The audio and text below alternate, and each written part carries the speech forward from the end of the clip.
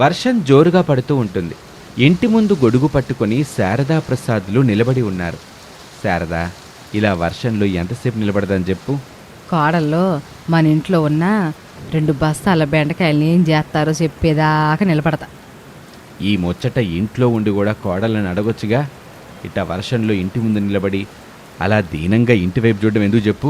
ఎంత అడిగినా కోడల నుంచి ఎట్లాంటి సమాధానం రాలేదండి. అందుకని ఇలా వర్షంలో నిలబడి నువ్వేం చేద్దాం అనుకుంటున్నావు శారదా? ఆ 2 సంచుల బెండకాయల్ని నా ఇద్దరు కోడల్లో ఏం చేస్తారో చెప్పే వరకు నేను ఎట్టాగే ఈ వర్షంలోనే నిలబడి ఉంటాను.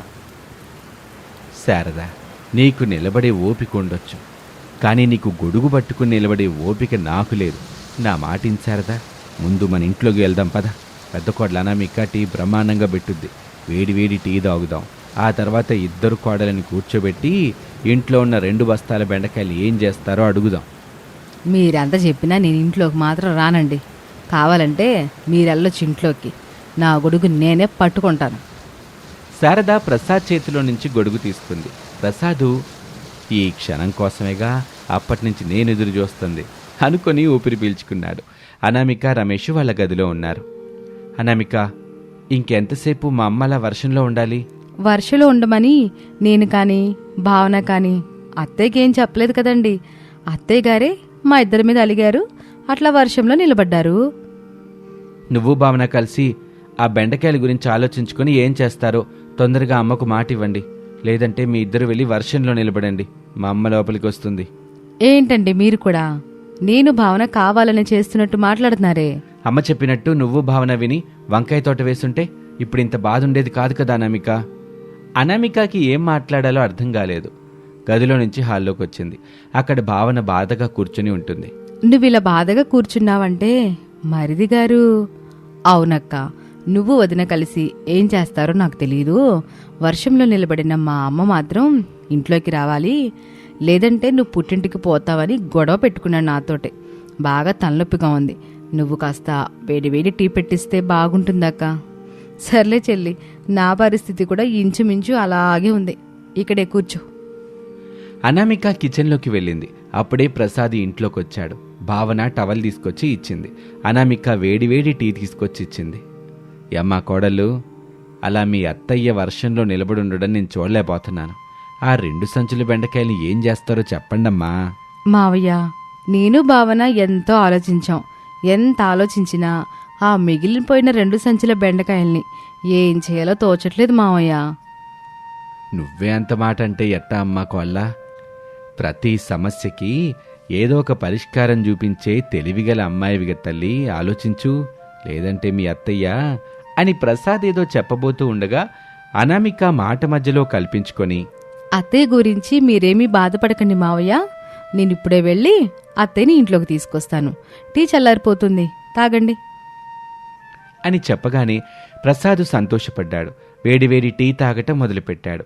అనామిక వర్షంలో నిలబడి శారద దగ్గరికి వచ్చింది. ఏం ఆలోచించుకున్నారమ్మాయి కోడల్లో? ఏంటి అత్తయ్య ఇది? ఏదైనా ఉంటే ఇంట్లో మాట్లాడుకుందాం. ముందు ఇంట్లోకి రండి. నేను ఎంత చెప్పినా వినకుండా మంచి ధర వచ్చుద్దని బెండకాయల తోట వేశారు. తేరా చేతికి వచ్చేసరికేమో వర్షాలు పడడం మొదలయ్యాయి. ధర చూస్తే పడిపోయింది. ఇప్పుడు వాటిని చెరువులో పడేయడం తప్ప ఏమీ చేయలేరుగా.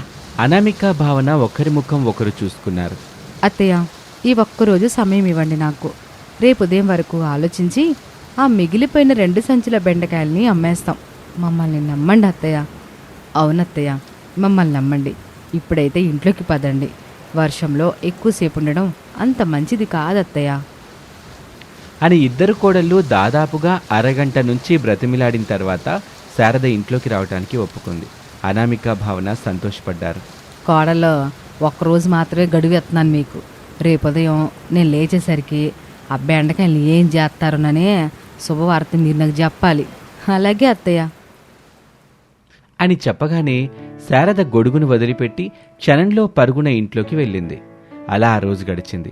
శారద ఉదయం లేచేసరికి కోడళ్ళిద్దరూ పెరట్లో కట్టెల పొయ్యి పెట్టుకున్నారు.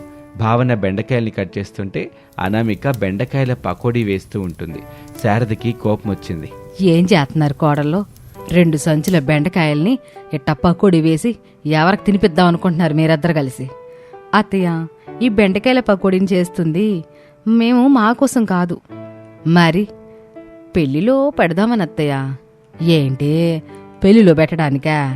అంటే మీరిద్దరూ బెండకాయల పకోడీ చేసి పెళ్లి జరిగే చోటుకెళ్ళి వేడివేడి బెండకాయల పకోడీని అమ్ముతారా?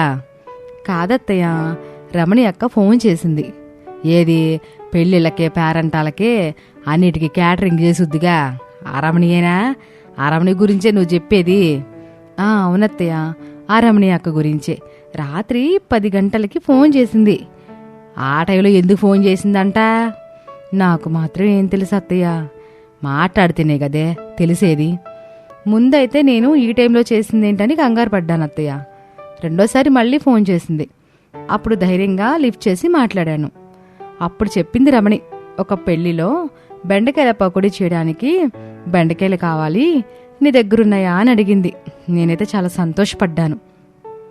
అప్పుడే నాకు ఫోన్ చేసి చెప్పింది. నేను కూడా సంతోషపడ్డాను అత్తయ్య. ఒక బెండకాయలు మాత్రమే కాదనామిక, బెండకాయల పకోడీ చేసి ఇవ్వండి, పకోడీ చేసినందుకు డబ్బులు ఇస్తానని కూడా చెప్పింది అత్తయ్య. ఖాళీగా ఉంటే ఏం వస్తుందని నేను అక్క కలిసి ఈ పని చేయడానికి ఒప్పుకున్నాం అత్తయ్య. ఎంతో కొంత డబ్బు వస్తుంది కదా అని ఇదిగో ఇలా చేస్తున్నాం అని కోడళ్ళు చెప్పింది శారదకి నచ్చింది. మరొక మాట మాట్లాడకుండా అక్కడి నుంచి వెళ్ళిపోయింది. సమయం గడుస్తున్న కొద్దీ అనామిక, భావన కలిసి బెండకాయల పకోడీ చేయటం మొదలుపెట్టారు. తన ఇంటి దగ్గర రమణి ఆతురత పడుతూ పదే పదే తన చేతిలో ఉన్న ఫోన్ని చూస్తూ ఉంటుంది.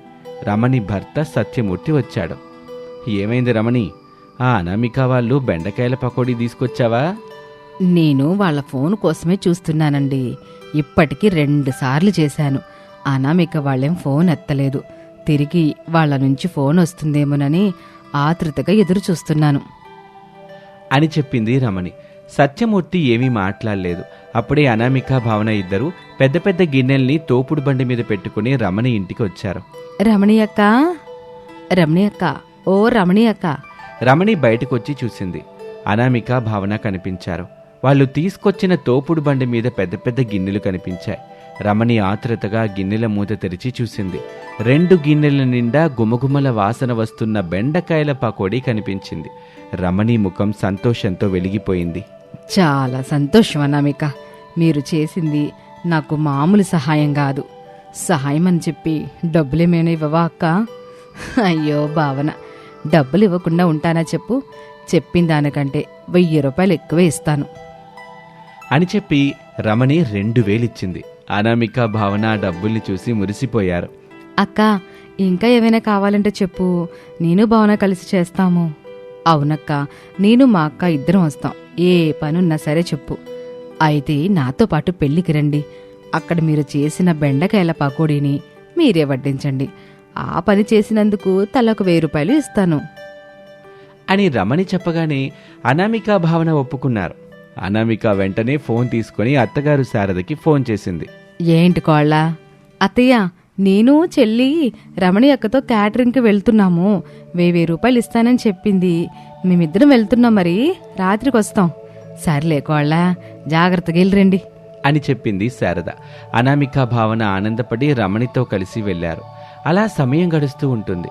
ఒక పెళ్లి వేడుకలో అనామిక, భావన కలిసి వాళ్ళు చేసిన బెండకాయల పకోడీని భోజనాలకి వచ్చిన వాళ్ళకి వేస్తూ ఉంటారు. భోజనం తిన్నవాళ్ళు చేసిన వంటల గురించి కాకుండా బెండకాయల పకోడీ గురించి మాట్లాడుకుంటారు.